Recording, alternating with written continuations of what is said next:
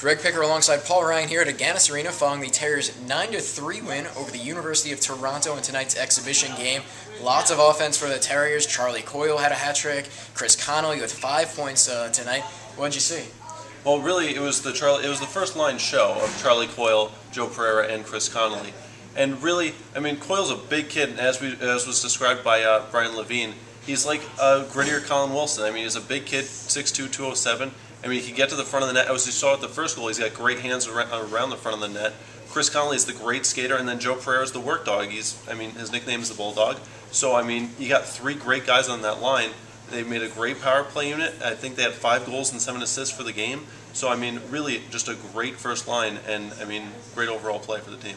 Quite a different result than last year's exhibition game in which the Terriers came to a 2-2 draw with St.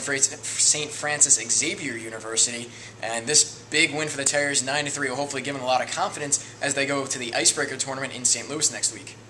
Yeah, I mean, this is really what it is, a confidence booster, and it's really getting the young kids out there and getting them confidence. Adam Clendenning had a great game on defense. I think he had a goal, or maybe he just had an assist on one of the goals, a great deflection in front by Chris Connolly.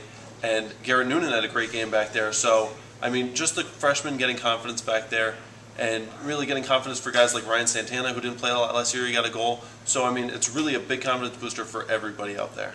Normally, this game is a big thing for the goalies who getting back to action, seeing some pucks in game time for the first time in a while. Grant Rollheiser played the second half of the game, didn't really see too much action, only I think 7 shots against him, maybe even a little bit less. But Adam Krause, first period, saw a lot of shots, and hopefully that'll help his game. Yeah, Krause gave up 3 goals, but not really all his fault. I mean, and maybe the last one was his fault.